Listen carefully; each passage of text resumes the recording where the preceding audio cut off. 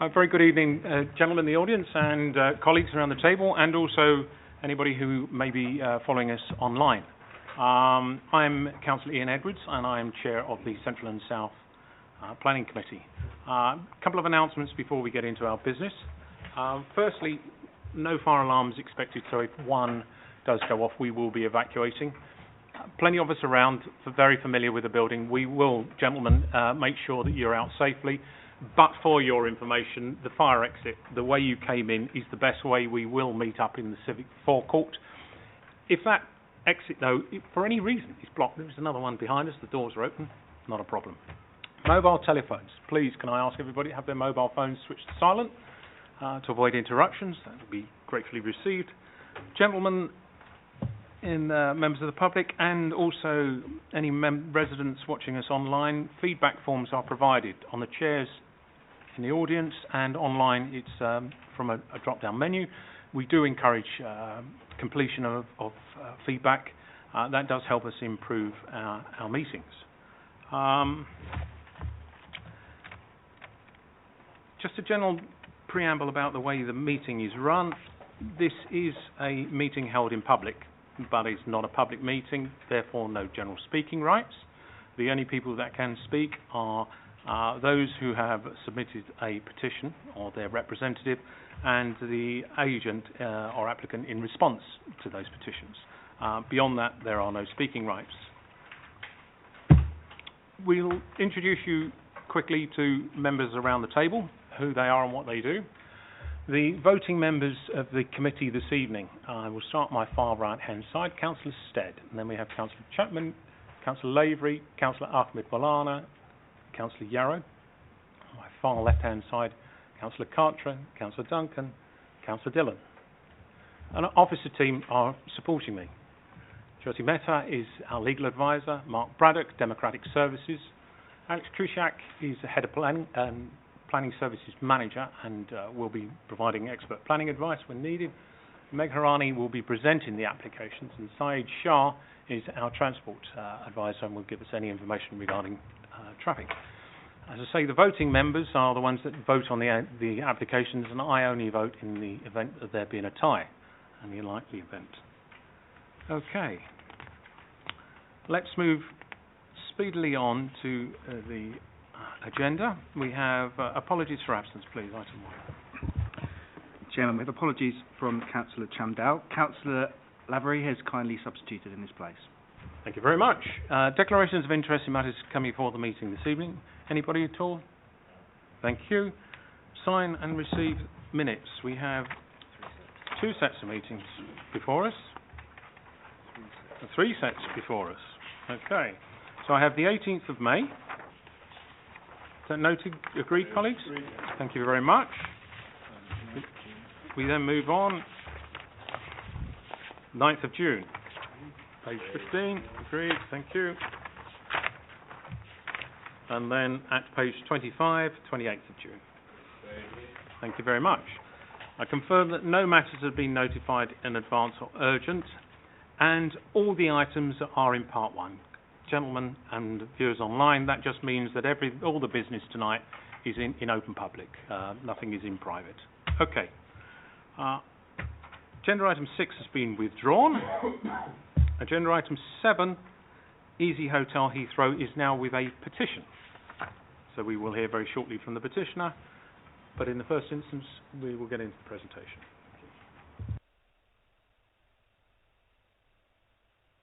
Yeah, there are 2 applications relating to this site. If I can just do the one presentation for both applications, members will obviously vote separately on the applications. This is, as I said, two applications for the Easy Hotel located on Brickfield Lane. That is the site plan, and the first application relates to this building here, which is an existing building. History or planning history shows that it was in existence as far back as 2005 when an application was made for extensions and redevelopments of the site, and that building has been in existence since, and also the 2005 application listed in the history section you'll note that that showed that the building was in use as a minicab office. So it's clearly got a lawful use as a building. It had a lawful use as a minicab office prior to the building becoming vacant. It has been converted into part of the hotel use, and again, if I can show, it's the purple area on the plan, which is a subject of this application. It's been converted to provide additional bedrooms, and if I can go to the photographs, you'll see, sorry, I don't have the, you'll see that this is the sort of inside layout of the building. So given its existence and its lawfulness, your officers consider that its impact is limited. The use of it as a hotel as opposed to its use as a minicab office is at the best, at worst, neutral, and therefore has no impact on the green belt and no impact on the adjoining occupiers who are some distance away. So for that reason, we're recommending that application for approval. The second application relates to, I can go back to the plans, and that's at item 8. And that application relates to this building. So the previous application related to the building adjoining it in the corner of the site, and this application relates to this sort of link section between the two buildings, the main building and this building. This isn't lawful, and history again shows that it was an imposition in 2012.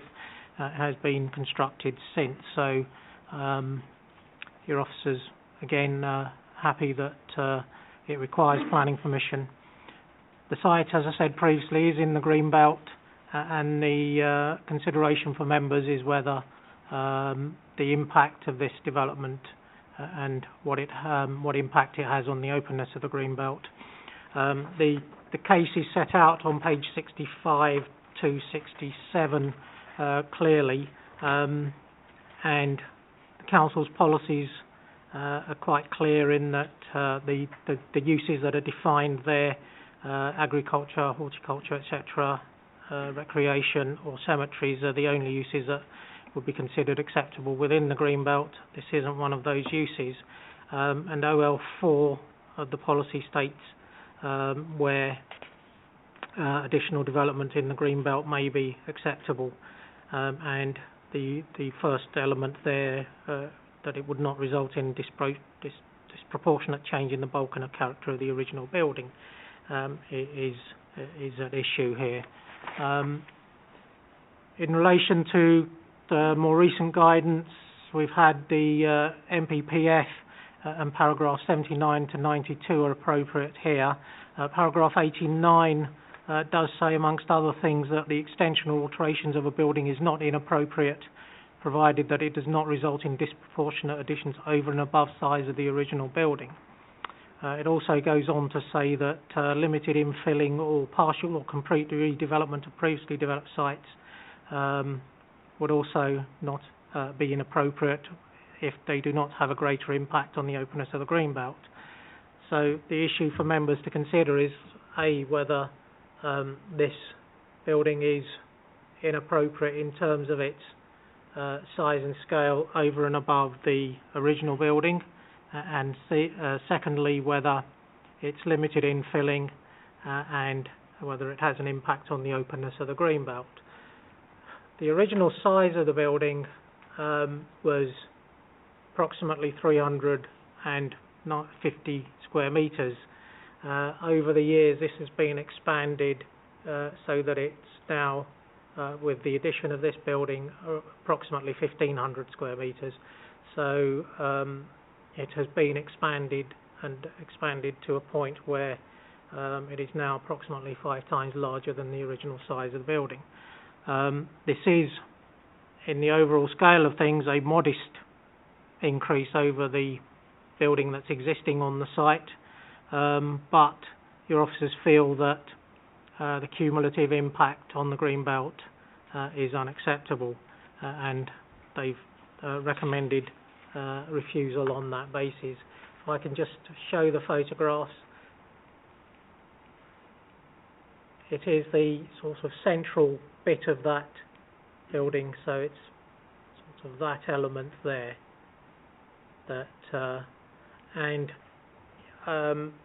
officers accept that yes, it sort of faces onto a car park. It has a fence there as well, but it did have a gap, or did provide a gap between the buildings prior to its addition, and therefore we feel that it does have an impact on the openness of the green belt, and for that reason we're recommending refusal. Thank you, Chairman. If I can just, as you said, there is an addendum. We've had a petition on both applications in support of the applications, and in terms of item 7, which is the change of use application, our Environmental Protection Unit have recommended an additional condition, given that the site is close to a landfill site and there may be gas leakage from that site. Thank you, Chairman. Thank you very much. Mr. Gary Morris, you present? You wish to come forward and speak? Please make yourself comfortable. Thank you. Before you see microphone, and there's a... Oh, excuse me. Nearly got that cramp. There's a toggle on and off microphone in front of you. Once you press the button, lights will come on. You know the microphone's live. That is, we need that, otherwise you can't be heard over the TV. Okay. You have 5 minutes speaking time. 4 minutes will be shown on green light, 1 minute on amber. When the red light comes, draw yourself to a close. I will guide you on that matter. Okay. So at your own time, when you're ready, if you press on the microphone, we'll begin the time. Thank you. Okay, thank you very much. My name's Gary Morris. I work for a company called WYG. We're representing Eclipse Hotels Group, who are the operator of this Easy Hotel franchise. Obviously, you heard your officers run through the two applications. Just quickly in relation to the change of use application, I think the question here is whether the pre-existing building should be formally acknowledged as part of the hotel. And in effect, the council has already answered that question for us. We provided your officers with a letter dated 26th of August 2008, which was from Simon Taylor, Development Control Officer, that said the structure is permitted to be used in association with the operation of the adjoining hotel, i.e. the use class of the office structure is C1. So it's just the fact that it doesn't benefit from a formal change of use. The use we can't demonstrate has been happening for more than 10 years, so we can't go down the certificate of lawful use route. So it really is, what we're asking for is a formal acknowledgement of what the council has already put in writing to us previously. So that's probably all I would like to say on the change of use application. In relation to the infill development, I would like to start by saying that as a member of the Royal Town Planning Institute and a chartered town planner, I do not endorse retrospective planning applications. I was brought in on this to advise the owner after the council has served its planning contravention notice, and as a planner I would like to apologise for the order of events here. But the building does exist. It is regrettable that planning permission was not sought prior to the development taking place, but I guess we are where we are, and the policy tests don't change. The policy tests are still the same with the building here as they would be if it wasn't there. Clearly the hotel's been there for a very long time. This application relates to only a very small part of it. We've heard around 100 square metres compared with the overall development of about 1,500. It's all in the Greenbelt. National Planning Policy Framework effectively identifies two distinct types of additions to buildings in Greenbelt. One is extensions and one is limited infills. If, like us, members agree that the building is an infill development, then paragraph 89 makes it quite clear that this should be assessed in the context of the existing building, so as it is now, without the small bit, not in relation to how it was when it was originally built. And the context of the officer's report is very much assessing it against the original building, and we don't think that's the right test. And in fact, NPPF paragraph 89 bullet point 6 tells us that's not the right test, and the right test is if it's infill development, then it should be assessed in the context of the existing building as it is now. So infill development, it's an exception to the usual greenbelt test, and it's there in MPPF for a reason. The policy acknowledges that infill development does not have a detrimental impact on the greenbelt. If you like, it's a common sense approach because it's a small infill development in the context of the overall. As the building fills in a gap between two existing parts of the hotel, it's our contention most strongly that this is infill development, and in every way it fits the description of infill development. It's a building filling in a gap between two existing buildings. It does not extend the reach of the site further into the greenbelt. It's wholly contained within the existing developed site boundary, and it represents only 6.7% of the built area. And if members are in any doubt as to whether 6.7% can constitute a limited infill, we provided your officers with an appeal decision in Tandridge relating to a residential development where an inspector accepted that an 8% increase was limited infill in that case. So it's within the tolerances that can be determined as limited infill. Your officers have considered this application as an extension to the hotel, and we consider that's the wrong approach simply because it doesn't extend the hotel beyond its existing reach, with the change of use bit down the bottom already being confirmed by the council as being in hotel use. The development is functionally and physically located between the existing buildings on the site, and there's no spread or sprawl as a result of it.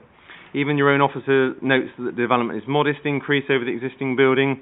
It's the fact that it's considered as an extension, and in doing so, it's considered under bullet point 3 rather than bullet point 6 of MPPF. And it's frustrating for us that the officer refers to it in the report even at page 66 as an infill extension. And it's even registered with the title rear infill extension. So it's acknowledged in so many places that it's infill, yet it's not assessed as if it was infill, because if it was assessed as infill, it would be against bullet point 6. And that identifies infill development as an exception to greenbelt. So, quite simply, we think they've taken the wrong approach. And the infill building is important to the hotel, because as you can see, it's not just that it creates 5 rooms, it creates an essential covered link between the two existing parts of the hotel. The infill building... Mr. Morris, I'll be generous to you. I'll covering 2 items yeah. in a single speech. Okay. Well, I'll allow you a couple more minutes. I'm very nearly done, so I'll be very quick. The infill building sits behind a fence. There's always been a fence there. The building's barely any taller than the fence, so there's never been a sense of openness of this part of the site of the greenbelt. And as the infill building is barely any taller than the fence, there isn't any material impact on the openness of the greenbelt. Quite simply, when you look at it in the context of the greenbelt, would anybody perceive any material difference as it is now to how it was before? So, in conclusion, we would invite members to consider it as a limited infill development, and if they do, paragraph 89, bullet point 6, would allow you to grant planning permission for this part of the building. Thank you very much for your time. Thank you. Colleagues, are there any questions at all for the petitioner? Thank you very much, sir. I invite you to return to your seat. That'd be great. Thank you. I think the issues have been very well set out before us by the petitioner, and I invite comment now from colleagues. Councillor Stead. Thank you, Chairman. Listening to the presentation that we just heard there, infill was mentioned quite a few times, and it wouldn't have an impact on the green belt as such. We've had occasions in the past throughout this borough where we've used infill, or we've had infill applications in front of us, and that's normally been argued that that isn't increasing the or imposing onto the green belt any more than it was. So I've got no problem with this application, Chairman, in that respect. Thank you very much. Councillor Lavery? I'd appreciate some officer clarification. Clearly, to a layman, that does look like infill, I've got to be honest. It does certainly have that feel to it. The officers have clearly assessed it against the original building. Now, clearly this building's been in existence for many years, and this is, in relation to this site now, a very small proportion. So I would like an officer and a legal comment as to why we've gone down that road and not the infill route, because obviously that clearly may well change the way this application is viewed. Thank you, Councillor. Mr. Cruchat. Okay, so if I explain why we've treated it as an extension, if you look at the plan before you on the overhead, this development is a physical extension of the existing building. It's an extension to the existing building which runs between two elements of buildings, but it is an extension. So that's why we've dealt with it as an extension.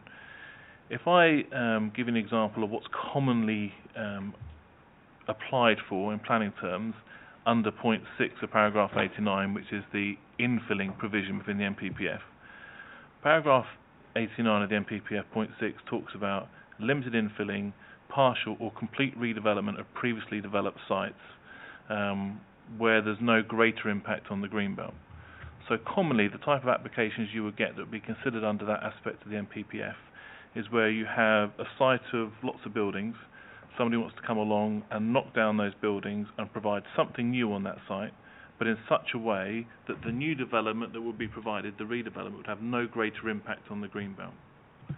Similarly, you might have a housing estate of 300 units in the greenbelt, and somebody wants to provide a new house in the centre of that housing estate. Now, even though, as a principle, that would be wrong in greenbelt terms, there's no impact on the greenbelt providing one new house in the centre of a housing estate in the middle of the greenbelt. Those are the sorts of arguments that you would normally get under infilling. So that's how officers have applied the test. If you disagree with officers and you feel that this before you looks like infilling to you, then the next test you have to apply is does it protect the openness of the greenbelt? Would it ensure there's no greater impact on the openness of the greenbelt than what was there before? So can you go back to the photo, please? So if you look at page 65 of your agenda, our own local planning policy says that when we're looking at impact on the greenbelt, we have policy OL4. Point 1 is about not having disproportionate extensions to the building, which we as officers have covered. If you disagree with us and think that this is a situation where it could be considered to be infilling, I would suggest you need to look at point 2, which is whether the development would significantly increase the built-up appearance of the site. So what you've heard in the presentation is previously there were two discrete buildings separated by a visual gap between them. What's happened with this extension, infilling, however you come to your conclusion on what you think it is, you've joined those two buildings together. You now have a continuous form of development that comes across there. You've taken away that visual gap, you've taken away that breaking up of the built form which previously characterised this section of the greenbelt.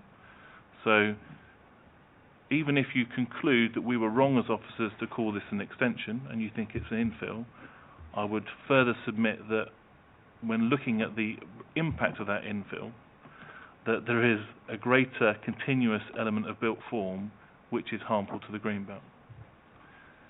Now, all that said, all we're talking about is whether something is appropriate development in the greenbelt or inappropriate development in the greenbelt.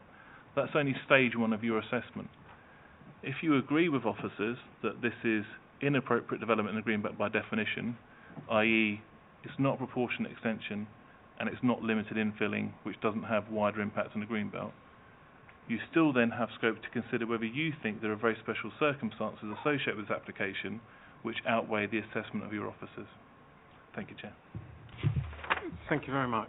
And I would just like to comment on the second bullet point. The development would not significantly increase the built-up appearance. It just doesn't increase the built-up appearance. The word significant is in there, and I think we should take that into account. The extent to which that loss of gap is a significant loss of gap. Any other comments from anybody? Sorry, Councillor Yarrow, if I may, and then I'll come back to Councillor. Thank you, Chairman. Well, when I read this yesterday and trying to puzzle my way through it, I was confused and didn't know about the words infill, which I'm more au fait with now. I began to wonder, did it really affect the green belt? I mean, we are where we are. It's built. When you look at the picture that's on the screen now, if you took the building away, you would look from the green belt to a fence. Instead of looking at a fence, you're looking at a building. I don't think there's any detriment to the green belt on this, and we shouldn't get hung up too much on infill, because there are two ways in which this can be approached. If it's infill, we go down one route. If it isn't having the adverse effect on the green belt, and therefore there are special reasons why it should be built, which is in fact to join two parts of a hotel together, which in my opinion is a bit of a special case, otherwise the hotel can't function properly, I don't have any problem with it. I think we're sort of arguing points that are not really definable. I think that the officers are wrong in this case to go down the route of saying reject, and I would wish to support or go against the officers' recommendations and let this stand. Thank you. Councillor Lavery. I think this is a very small addition. I'm not convinced at the moment that it does do harm to the green belt. You've got a fence across there. We unfortunately don't have a photograph from the other side, which would actually be very helpful, because you would actually be able to see the view from the green belt. We've got a view from a car park at the moment, but you're still looking at a really great fence, if I'm honest. And the other thing, I think, in terms of this impact on the green belt, the front section of this hotel, i.e. the very vast majority of the building, is two-storey, I think. It is not only two-storey, but it is much wider. It's about twice or three times as wide as the bit we're now looking at. If you look at the block plan, you can see that the hotel itself covers a fairly large portion of this site. And I am, on the site plan, not the photograph, you can see that the building itself, that's it, you look at that. Now that is a huge, and that's two-storey as well. Now that to me is the block of the building on this site. That's what I would see if I was looking at the site, not this tiny little corner down at the bottom. So planning, looking at the definitions, you call it an extension, having said that it appears in 2008 we accepted that the bottom bit was in hotel use in some form or another, whilst it may not have been fully regularised, certainly we were accepting it was there. If you go down that road, I'd suggest that becomes an infill pretty quickly, and not an extension. I don't think, I'm struggling to see the significant harm to the green belt, and normally I would be the first to be absolutely in there and say green belt, the answer is no. But I'm struggling to see there is an impact. I think there are justifiable circumstances because it does join the thing up. So I'm struggling on item 8 to come to the same conclusion as officers. I'll hear arguments of others, but I am struggling in my own head. I do have a couple of questions which I'll come to as we move on about the conditions attached to this application, but it's not relevant to this bit at the moment. Thank you very much, Councillor Lavery. Councillor Duncan. Thank you, Chair. Can I ask the office building when that was constructed, and did it have permission when it was constructed? We're not aware of when it was constructed. It was there and shown on the plans in an application made in 2005, and it was shown in 2005 as a minicab office. So it had an office use. It was operating as a minicab office. It operated as a minicab office for quite some time until it was incorporated into the hotel use. Thank you.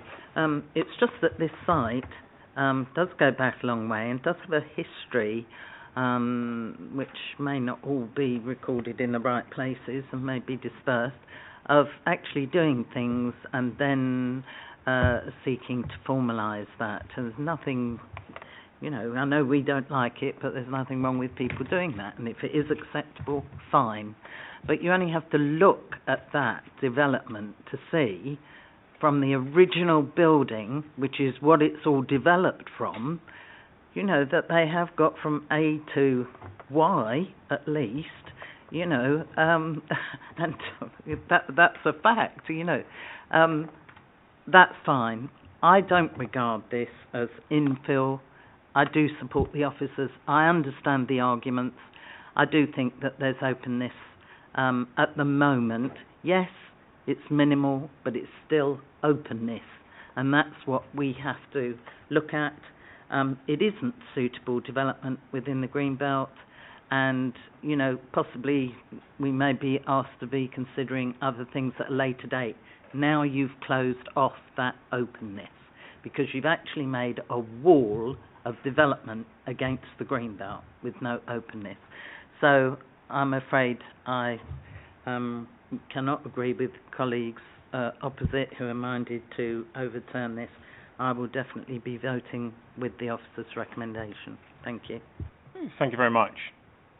Do you come in, Councillor? Well, forgive the pun, but I'm sitting on the fence on this one at the moment.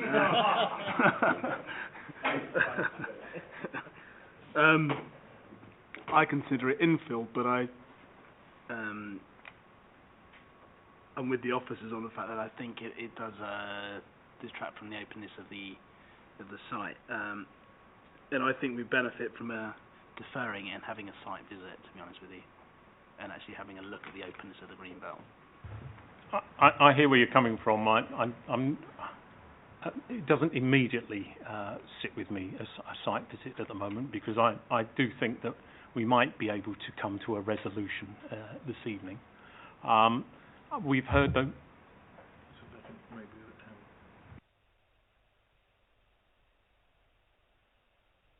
Yes, certainly I will do that. I would like to just comment, though, on Councillor Duncan's point, which is there is a moot point about whether or not this is infill and brownfield infill, or whether this is extension and greenbelt, and arguable either way. I think even if you were to argue that this is an extension, we may still find that there are special circumstances that would allow us to permit inappropriate development, it being an extension rather than infill. And I would just like to draw attention to the fact that this is an operation, a business in operation providing employment, that the development under issue connects one part of the building to another, and to my mind, if I were to use that hotel, I would consider the joining of my bedroom to the main building as pretty much a decision maker on whether or not I might stay there, whether I was part of in the hotel or in an outbuilding in the car park. And therefore I could see that this is maybe an essential part of the business, which I say does bring employment. So from my mind, there may be special circumstance, and I just put that on the table. Should there be some doubt about whether this is infill or extension, even if we were to go with the extension bit, and it therefore being inappropriate, I still might feel that there is debate to be had about whether or not there are special circumstances. And I have two hands now, Councillor Lavery and Councillor Dillon. So if I may take Councillor Lavery first. I would. There are two things. First of all, in terms of the buildings, if you take point 2, I think the second point, the word significantly increase is there. I think we're struggling. Depends where you take this from, but you've got to look at the site as is, what we've allowed, exactly where we've got it to now. All of that has either has planning permission, or we have certainly not decided that, and we should have if it doesn't have, in the appropriate timescales to have taken action to deal with it. So that is effectively becomes lawful development by whatever route it's got there. So I certainly can't see that it significantly increases the impact of the appearance of the green belt. So I would say that we could certainly argue that is met. I think it's a moot point where it's infill or extension, and I think if you've got two lawyers in the room, I'm sure they both present a very powerful case as to why they were correct. I also think in terms of the operation of this business, it just makes sense. So I think we can demonstrate there is a circumstance for allowing that as well. So I think there are two sets of grounds which would suggest that this should be approved, and that we've taken a kind of strictly technical interpretation of policy, which can be challenged, I think, on the basis of infill or extension. I think, is that significant in relation to that site? If you looked at it this afternoon, I can't be persuaded that's an argument. So I'm still not minded that this is a refusal. Thank you. Councillor Dillon. Yeah, for me, it's just I think the business could still operate without it, because you just have an infill of a glass corridor, so they're connecting the two bits together. I mean, and that wouldn't detract from the openness of the green belt. So, on that point, it doesn't work for me. That's why I think I need to see it to be able to judge it, to be honest with you. Okay. Councillor Stroud, you're indicating? Yes. Thank you. Madam Chairman, yeah. I think we've talked quite a lot about the good things and the bad things about this and the green belt and everything else. In my view, I would think I've come to a decision now, and I would like to put on the table that we go against the officer's recommendations and class this as an infill. Thank you very much. Councillor Stead. Councillor Yarrow. Seconded. So we have a proposal that we go against the officer's recommendation. Sorry, before we do, I'm just bringing discussion. So obviously I've heard what the councillors have said. If I just give you one more piece of advice. The toing and froing you've had is about the point about whether this is appropriate development in the Greenbelt or inappropriate development in the Greenbelt. And as your debate has shown, that is something which can be argued either way. And I think Councillor Avery made the point. Two lawyers could probably argue that either way, depending on who they're representing. That also means that the decision you're making this evening could be challengeable on that ground. So if there is a debate between you about whether it's appropriate or inappropriate, I would advise that you might be minded to conclude on balance that it was inappropriate if you felt that you still, as Councillor Avery pointed out, had grounds separately to support the application on the basis of very special circumstances. And I've heard from the debate there's talk about the functional link and the importance of having that functional link between the two buildings. What that also allows is, if you call this development infill, if a further development comes along for this hotel development, how would that be classed? Would that also be classed as infill? It opens up the idea that there could be further development here which could also be classed as infill. So there is a benefit of concluding on balance that this is inappropriate development. It's still open to you as a committee to find that there are very special circumstances and overturn the officer's recommendation. But it's perhaps a better rounded decision, I would suggest respectfully. Thank you. That has been helpful. Councillor said, might you wish to reconsider your proposal? No, Chairman. I think we should go against the officer's recommendations and treat this as an infill. Yeah. Okay. We've just heard some advice, though, that says that is an arguable point. And an alternative route might be just to consider that there are special circumstances that would permit this, whether it were appropriate or inappropriate. That's all. Councillor Lavery, you indicated? Yeah, I mean, I'm minded by the advice of the planning team, because yes, we clearly can debate this all ways round, and I think there is merit in closing routes off on this one, because yes, what happens with the next bit?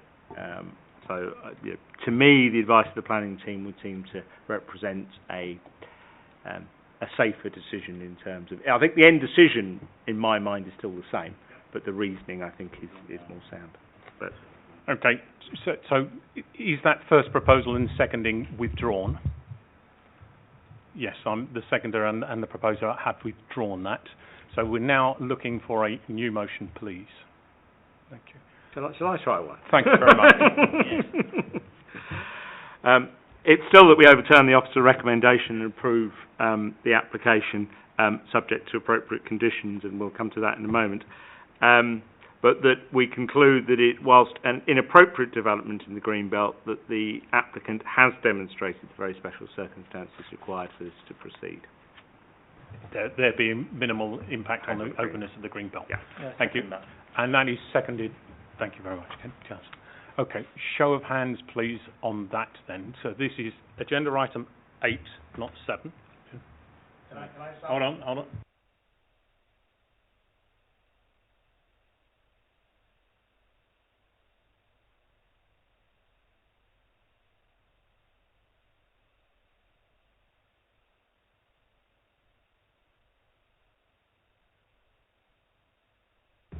we just take a vote then, please, on the issue of overturning the officer's recommendations. I We will do then have come a back couple of to- questions on conditions as well. Yeah, absolutely. We will then come into, if appropriate, because the vote may not be carried, if appropriate, we will come to look at conditions, okay?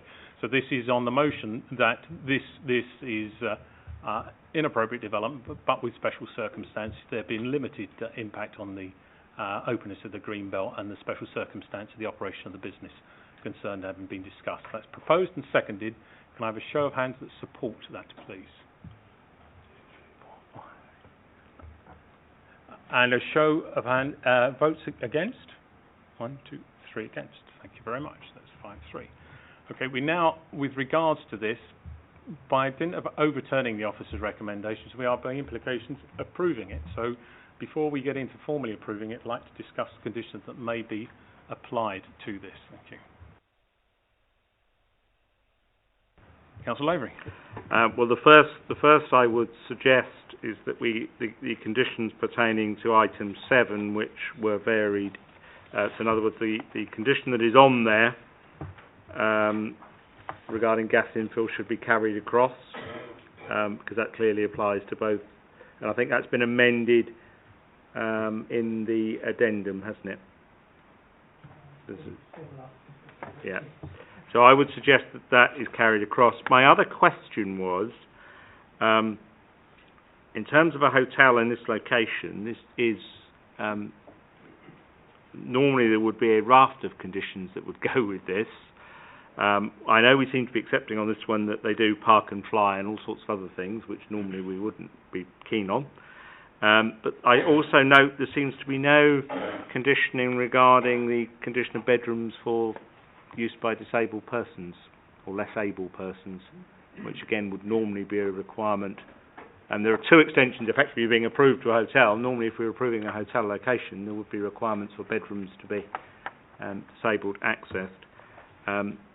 That's condition, the first one. The other, I have a horrid fear we're accepting because it's kind of been accepted all along, is that there are no conditions around the transport on this one in terms of the use of that car park, shuttle buses to hotels and all to airports and all the rest of it that we would normally have on a hotel application in this sort of location. Thank you very much. I'm going to need to take some guidance on here, and we've heard 3 grounds for conditions: the gas, disabilities access, and transport. If you'd like, please, to cover the appropriateness of conditions in each of those circumstances with regards to this extension / infill. Yeah, I mean, in terms of the gas, in terms of the gas leakage and that condition, clearly that is recommended and should be on this, on item 8 as well as item 7. In terms of disabled access, the actual building is the original building, and the extensions to it are designed to be compliant with disabled access, and this has been carried through to these rooms.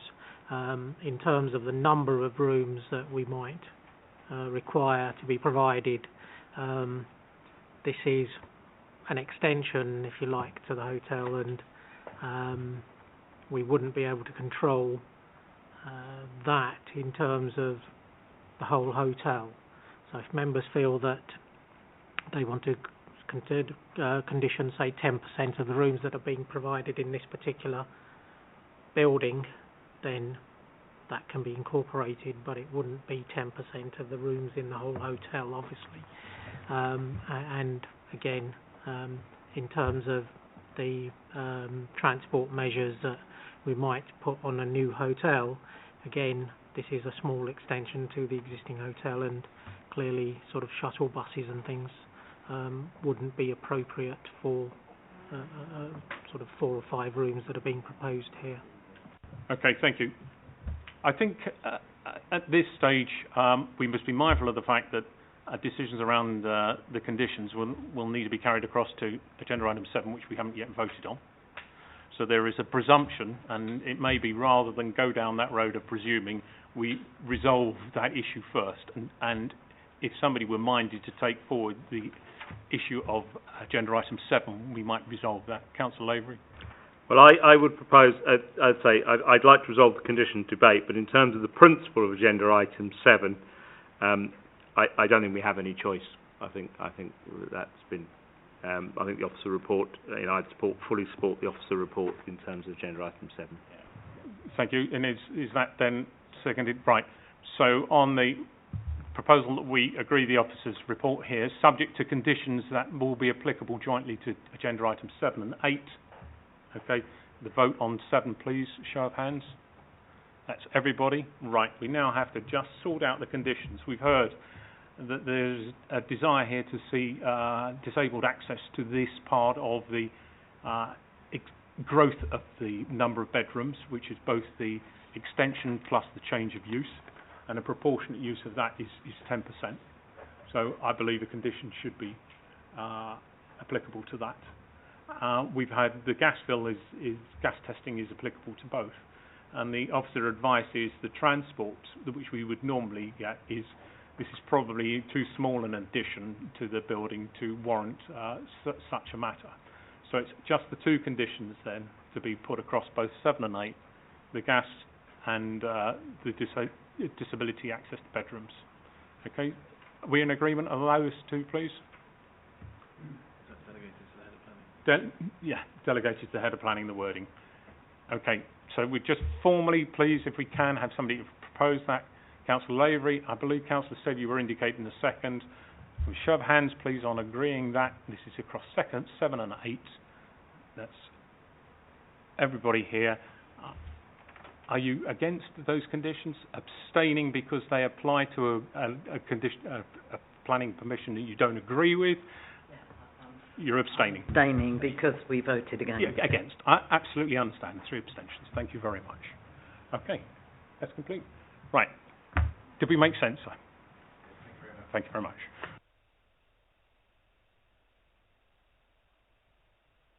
Okay, we're now turning to number agenda item 9, 128 Long Lane, Hillingdon.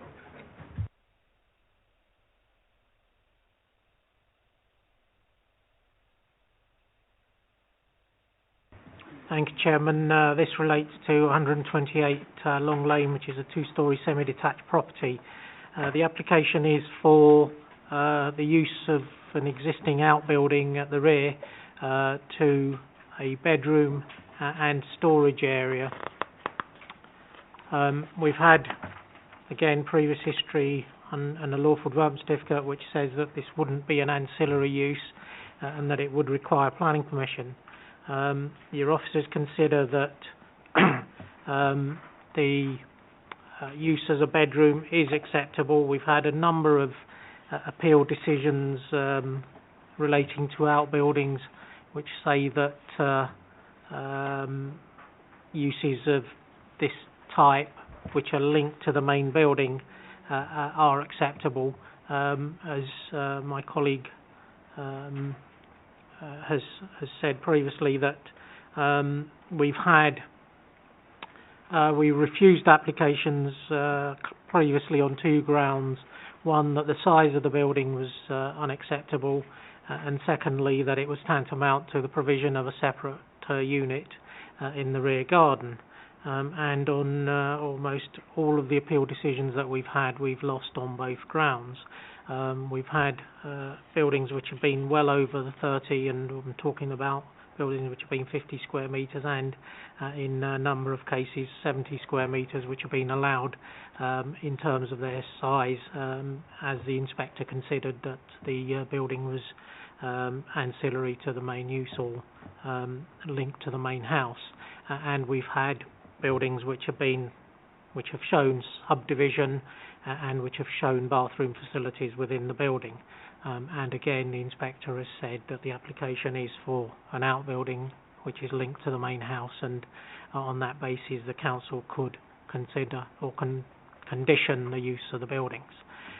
So having had those appeal decisions, your officers consider that they have no option but to recommend this for approval, with the conditions that outlined, in particular condition 3 on page 76, which restricts the use of the building, and condition 4, which restricts any further outbuildings within Class C. And with those conditions, the application is recommended for approval. If I can just go through the plans. That's the site plan. You'll see the building at the back there. It is quite a large building. That's as it is at the moment, and what they're proposing is to partition it to provide a storage area, a bedroom and a shower room there. And that's as it is. The external appearance of the building doesn't change. That's the front of the house. There's no access to the rear other than through the building itself, through the main house, and that's looking at the main house and then the outbuilding. So given the existence of the outbuilding, your officers and the appeal decisions that we've received, your officers have recommended this application for approval. Thank you, Chairman. Thank you very much. Colleagues, this application concerns me. Oh, sorry, I'm nearly gone again. We, as a committee, have fought to try and resist people living in back gardens, and I get the impression that we're being steered down the road by outside bodies to allow something that we as a council and council members and members around this committee have commonly stood against. However, we've heard the expert advice being given here that makes it difficult, and that puts me in a really difficult position. I would like to see an outcome such that if we were to have to allow the bedroom in here, that some sort of condition could be framed that prevented this being used by a person outside of the family, another, in some way trying to close off what we have been fighting for, which is separate units of accommodation in people's back gardens. That's my view, though. I will throw it open to Councillor Lavery. This is an application that I really struggle with, in the sense that all my intuitions would say to turn it back.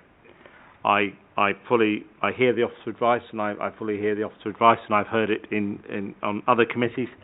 I know our record at winning these things is not good, because I know what the appeal inspectorate is like. I too would be more comfortable with conditions to try and restrict further what might be done with this. Maybe no bathrooms, no use outside the family, whatever we can achieve. I have a feeling that reluctantly we're going to have to accept this, because otherwise it's just going to be imposed upon us with no conditions. But it goes against the very instincts that we've all fought for, which is that we oppose properties, people living in back gardens. That's been a principle that we have fought for a long time. And you just have this horrible fear it becomes a bedroom next, and the next day somebody's permanently living in it, and it just doesn't feel right. But I think the inspectorate is not running in our direction at the moment. I agree. So, Councillor Carter, thank you. Thank you, Chair. I really have serious concerns with buildings like that, building in the back garden. We already have a really big issue with beds and sheds, we say. Fine, if the officers have taken everything in consideration and has allowed a building to process like that, then how do we monitor, and even setting up conditions, how do we know what they're going to use for? We say we're going to do this, we set a condition. I know there's no access on side access, but I really do have serious concerns about these buildings that we allow to build in the back garden, and yet we are trying to enforce and try to get rid of them. And I find it difficult to understand that. With you entirely. Councillor Duncan, then Councillor Dillon, thank you. I have concerns about this as well, as we all do. One of the issues is from our addendum, and I won't go into details, about it, but it could be that there may be a young person, actually, that this would be the bedroom for a young person. And given the circumstances under which things, people live in this house next door, and has operated, I don't think that we would want to see them in that situation. In other words, I think it would be inappropriate.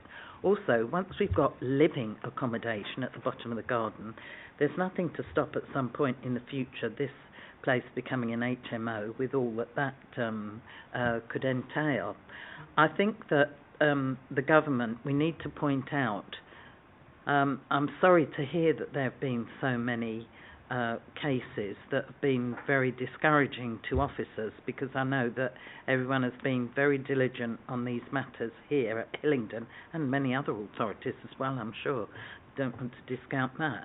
But the government is giving out money on the one hand for us to enforce against beds in sheds and take more action, and is funding this work, and it must therefore, within government circles, have a word with the planning inspectorate and say, look, have you realised that the government has a view and a policy and is putting public money into this? Because you can't be directing that this be clamped down on in the one hand and money being given, and on the other allowing it through another means. So I think there needs to be some clarification, and I don't know who that would be, maybe the cabinet member or somebody needs to communicate with government about that, because we're clearly seeing that there is a conflict at government level here, which we can't resolve. We can only resolve it at local level. I would be very unhappy to see this go ahead, because you only have to look at the block plan to see that if all you have to say is that a member of your family, your teenage son or daughter, a visiting aunt, your grandmother, anybody is living in accommodation at the bottom of the garden, that's all you need to say. Look, we can already see that there are enough of them there. I'm sure that, once people gather that this is what you have to say, and it goes ahead, they will be everywhere, and then there will be no stopping them, and we can just say to the government, please don't give us any more money to investigate this, because it's now endemic everywhere. I don't think that this is a road that we should go down, particularly given the nature of the residential use at this property. I feel that would be particularly inappropriate. One would like to see, children housed within a family house, close to adults in case they weren't well, or there was some issue that they needed to be close to those responsible for them. Thank you. Thank you. Councillor Dillon. I did have a few things to say, but Councillor Duncan gradually took that away, and I kept trying to find the last bit, and then so now I have nothing to say really. No, please don't. And I think you make a powerful point about the potential for this at a later stage, if approval were given. What are the implications should it become an HMO? I've also raised the issue about the ability to let a room within a house or your dwelling. Where does that extend, and can we end up letting this now? There are all of those concerns. I just think it opens the floodgates, the coach and horses through our position we'll be taking. Councillor Yarrow, and then I need to bring in Mr Cruikshank again. Thank you. Yeah, thank you, Chairman. I couldn't agree more with what Councillor Duncan has said.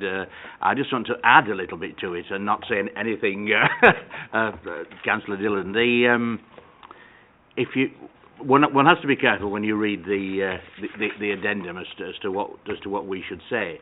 But I think we're talking about not just one child but several, and that's why this is being constructed. And we've also got to think of the impact that will have on the next door neighbours. And these are of an age where noise and boisterousness and what have you are endemic in a sense with that particular age group. So she's in for a bad time if that takes place.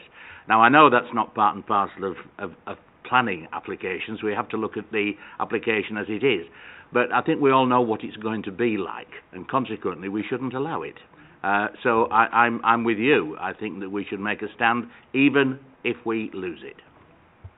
Thank you. Mr Cruikshank. very quickly then, Councillor Dillon. Just picking up on what Councillor Yarrow said, as admirable as what she's doing here, at some stage I view it, and others may, it kind of becomes almost a business.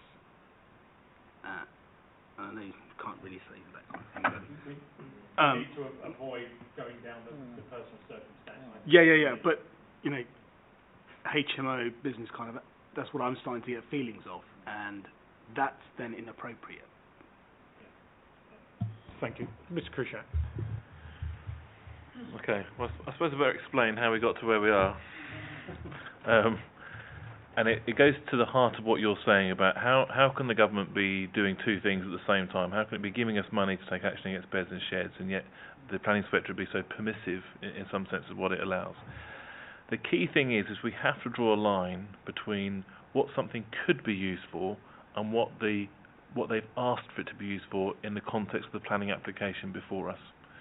So we can only give very, very limited weight to what the possible future implications are of any planning application. We have to assess it on its own merits. Now, in many of these cases, and you've drawn reference to the fact there are lots of outbuildings already in this area, in many of these cases the structure itself would be permitted development. So it would be perverse for the council to seek to take away the building itself because it could be rebuilt under permitted development. So it comes down to the use of the building. What we don't want to see is we don't want to see these buildings used as independent dwellings, completely separate to the main house, with no functional link to the main house, because what you find is that the resultant space means that the people living in the ramshackle dwelling that was the outbuilding don't have any garden, don't have any car parking, don't have sufficient amenity space, might not have sufficient internal space, and because that's been turned to a house, that then impacts on the fact that the original dwelling doesn't have a sufficient garden. It's probably got pressure in terms of the car parking and pressure in residential amenity because there's comings and goings past its back door for people to access that house. So where an outbuilding becomes in completely separate residential use, that's something which is unacceptable, and that's what we're fighting very, very hard as an authority to clamp down on. That's not what's been requested here. What's been requested here is an ancillary outbuilding, ancillary to the main dwelling.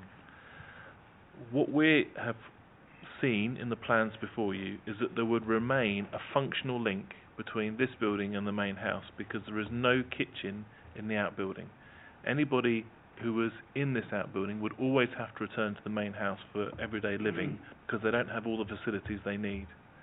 There was a very valid point I think made early on in the debate about how do we enforce these things. If you look at the wording of Condition 3 not only covers the use of the outbuilding, but prevents any further subdivision, so no more bedrooms or things of that nature being created in the outbuilding, and no creation of a kitchen. So that if we had a complaint at some point in the future and we had calls to investigate this property, we wouldn't be in a situation where we had to discover whether there was tenancy agreements or anything of that nature. There's something very quick and easy we can see on our visit to see, have they installed a kitchen or not? That means it gives us much greater power in terms of enforcement to determine whether a breach has occurred. And where somebody does something in breach of a planning condition, that means we can serve a breach of condition notice, which is a quicker form of enforcement action for us to take as a council, and there is no right of appeal against a planning enforcement notice. Otherwise, and often you will have reports before this committee where we're asking for authorisation to serve a planning enforcement notice against an outbuilding where we believe it's become a bed and a shed, and there's a right of appeal against those enforcement notices, and therefore the enforcement process can become very protracted, and these things go on for a long time with the situation still occurring whilst that process is exhausted. So I would put forward to you that there are some benefits in what we're suggesting as officers. Now, we may have got the line in the sand wrong. So as I've said, the condition says that there is no kitchen in the outbuilding and no kitchen can go into the outbuilding.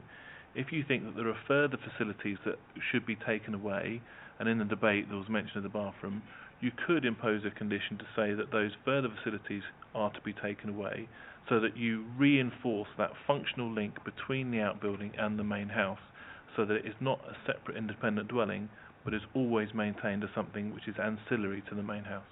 Thank you, Chair. Thank you. That has been helpful. I would just like a tiny bit of advice, if I may, maybe from legal, maybe again from Mr. Krushak, about the definition of a kitchen and how well that can be defined, to the extent that a kettle and a microwave in the corner of a room, does that become a kitchen? You know, what are the constituent parts that make it enforceable if these cooking implements are suddenly appliances suddenly appear?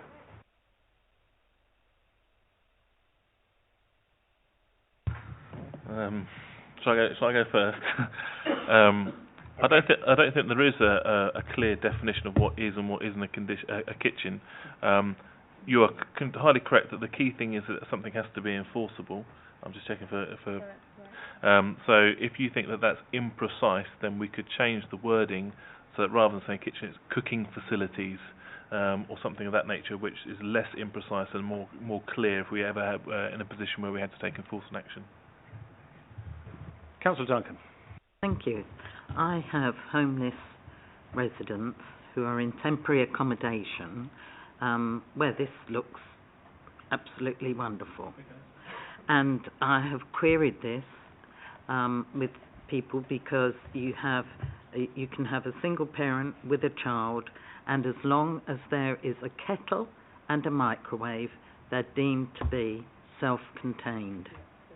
They have to have some kind of washing facilities, and that doesn't need to be too great, but they have a kettle and a microwave. They don't need to have a fridge, they don't need to have a kitchen sink, they don't need to have a lot of things. So I know that's different legislation, but that's being enforced, and I think that's a material consideration. Also, I think, yes, no internal partitioning or subdivision shall take place. It doesn't need to. There's a huge, great storage room next door. You're not going to know, none of us are going to know, unless we walk through this house, because there's not even a separate access to it. What's going on in that storage space? How are people going to know? So it could be a living room, it could have, it could have a microwave and a kettle in there, it could have anything in there. We won't know. And so it's not just internal partitioning or subdivision, it's what's going to take place in the storage room as well. How much of that is going to be storage, and can they just say, oh yeah, well I'm just storing a sofa and table in here at the moment? Oh yeah, it's residential, items, isn't it? Yeah, there's nothing wrong with that. So I understand the officer's dilemma, and it is a very difficult one, particularly as we're not getting the support from government about this, and this does try and give us some measure of control. But what if we find out that it is being used? The original wording, I think, in the Act about ancillary buildings was that this is ancillary to the use of to the use and enjoyment of the dwelling house as a dwelling house. Well, if that conjures up all sorts of things, like, a hobbies room, games room, whatever, gym, but your bedroom isn't ancillary to your enjoyment of your dwelling house as a dwelling house. If you've got to say good night to one of your children or somebody to walk down the garden path to go to bed, that is not ancillary. A bedroom is actually essential and part of the basic facilities that should be provided in a dwelling house, in my view. Now, I'm not au fait with the latest, decisions that may be taken on this matter, and I accept what officers are saying on this. But is it possible that you can have bedrooms like this and they're considered ancillary to the main house? I would have thought that it was essential, not just something added on, which ancillary means. I might turn to, but from my own experience, it may be that a guest bedroom, which is not a necessary for the enjoyment of my family, would be highly desirable. And therefore, if this were a guest bedroom rather than a family bedroom, I might argue that it was ancillary, and therefore we would be down to the nature of the person occupying and how you do police that. So I can see, I would find it difficult to say we must exclude bedrooms, because I could understand why somebody might argue a guest bedroom is appropriate. I think before us we have two issues. One is, are we going to overturn the officers and refuse, in which case we run the risk of an appeal, which we've been given every indication we are likely to lose? Or do we go with the officer's view, but in some way try and tighten the conditions to preclude this becoming not necessarily independent living accommodation? I think this needs to be additional, almost permanent living accommodation used on a daily basis and not ad hoc guest type accommodation. This is about moving a lodger in or moving somebody else in. And I somehow feel between legal and planning we need to find a mechanism that firmly shuts that door. If I can make a further suggestion. Please.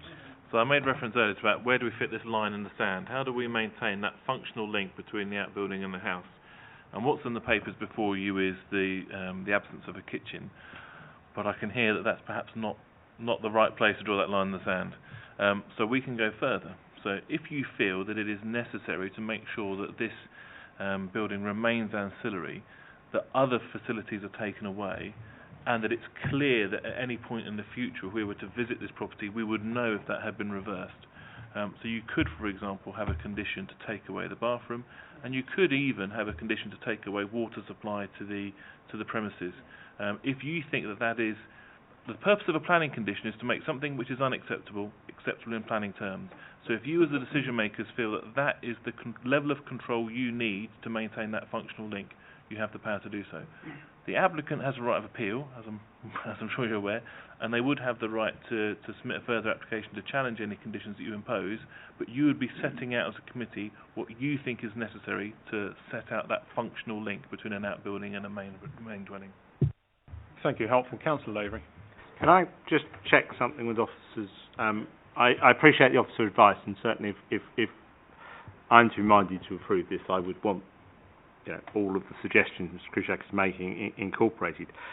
The ones that we have lost, and I know we have lost a number of these, have we lost ones that were actually being used? I know we've lost games rooms and gyms and all sorts of weird and wonderful things in pretty large buildings in some cases that you would argue are inappropriate, but we have lost them. Have we actually lost ones where the building is being used as a bedroom, which to me is more a function of a main house than the gym or the other things? I'd just like clarification on that particular point before we move forward. I mean, the short answer is no. What we have had is sort of unspecified uses, i.e. the buildings have been partitioned inside, there is a bathroom in them, and the size is similar to this or greater. There has been none that I know of that have specified specifically that it's going to be a bedroom or an home office or a living room. There have been a number of gyms and games rooms, but in terms of the layout of the building, there have been many that have been similar to this.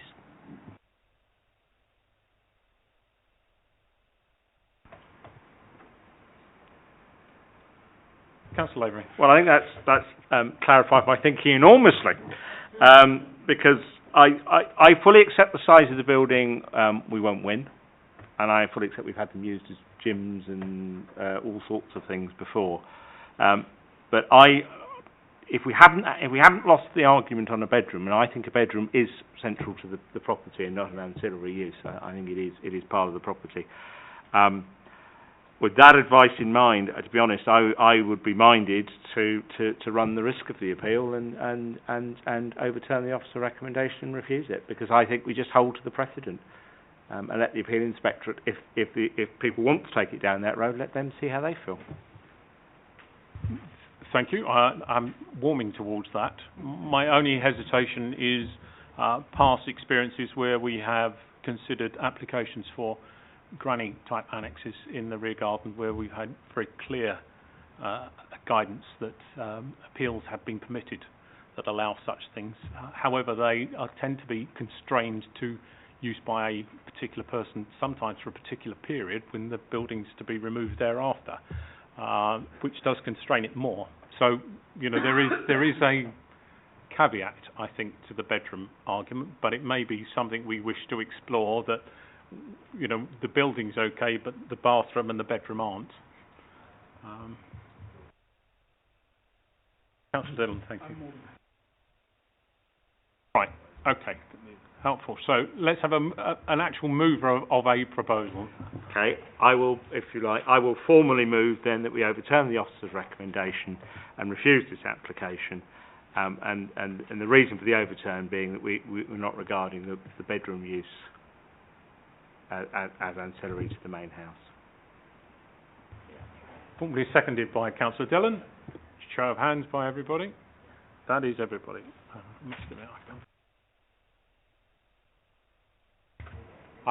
We will delegate the... hold on.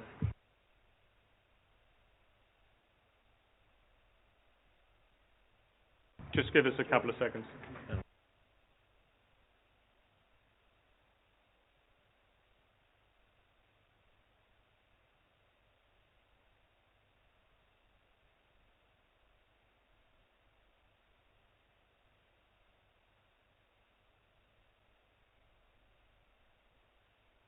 Yep.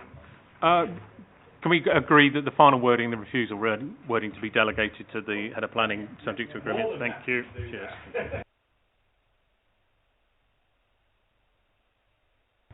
A tough one, and we need to take the alternative approach that Councillor Duncan has mentioned, which is to use our other avenues of influence to try and get planning inspectors to see the wider picture. Hopefully we will move on a little more speedily. Agenda items 10 and 11, if we could take these two together, please. Very quickly, Chair, this is an application for a replacement ATM and an advert on the ATM. If I just go straight to the photographs, you'll see that it's in place. This is it. There was a previous one. You'll see the difference between the two. That's what was there previously. This is what's there now. The only difference is being that, it is slightly deeper there and wider. But in terms of its impact on the green belt, it's minimal. Thank you. Councillor Duncan, thank you. Councillor Dillon, second. Show of hands, please. Objecting to the blue. It should be green and keeping the green belt. Okay, so agenda item 10, proposed and seconded. Show of hands. That was everybody. And same again for 11. Is that true? You're proposing and seconding? Thank you. Show of hands again, please. Again, everybody. Thank you. Agenda item 12.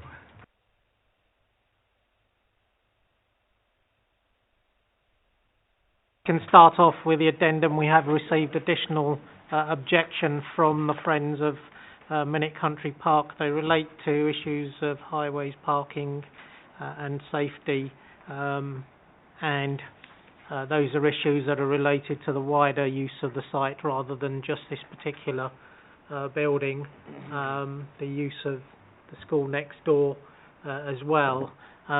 This is a renewal of a previous permission, temporary permission, granted originally in 2013. It's recommended for a renewal for a year, and in terms of its impact, it's clearly no greater than the previous permissions that have been granted. It is a temporary permission, it is a temporary building, and there have been discussions with the Education Service and the school as to when this temporary buildings may be removed, and it's difficult to say at the moment, but the permission is recommended for 1 year at this stage. Thank you, Chair. Thank you, Councillor Dillon. It's been a long, drawn-out process for you guys, and I believe it's on its side for me, so it should 1 year should be enough. Thank you very much. Seconded, Councillor I'm Every? happy to second. Show of hands, please. Everybody. Thank you. Agreed. 13, Balltree Road.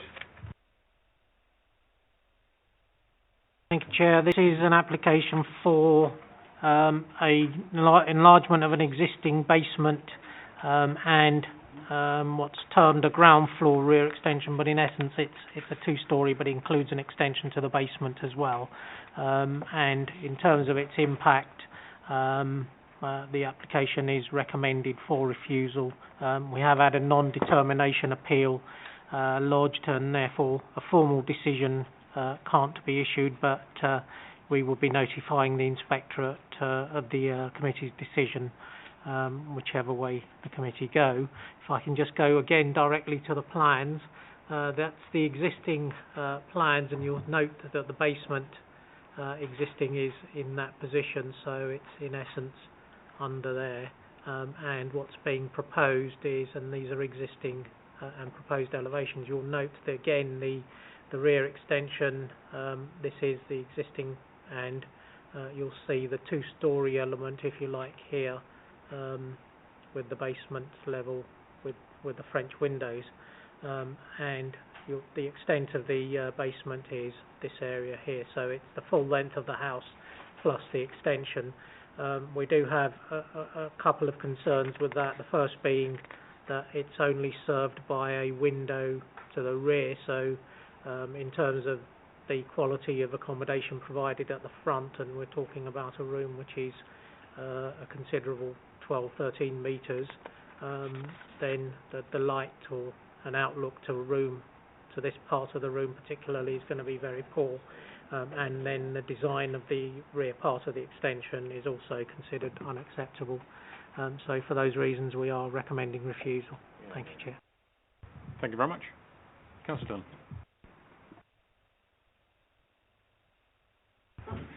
Probably my pronunciation. I didn't mean to say Councillor Dunn. Yeah, it's a little bit bigger. Moves officer's recommendation. Thank you very much. Councillor Stead, you seconded? Thank you very much. Show of hands, please, on that one. Thank you very much. That's agreed. And the last item, which is agenda item 14, the 106 monitoring, is that duly monitored? Yes. Thank you. Noted. Thank you very much. That brings us to an end. Thank you very much for a hot, sticky evening. And this tonight, I think the discussion around the outbuilding, this is, for me, one occasion where being filmed is helpful, because I do hope that if an appeal inspector does visit this, they do look at the debate and understand the concerns and the wider context in which it's gone on in a way that maybe we can't get across on paper. So I do think that these things can be helpful if we have properly used them, and let's hope if they do appeal, we point them towards our film. Thank you.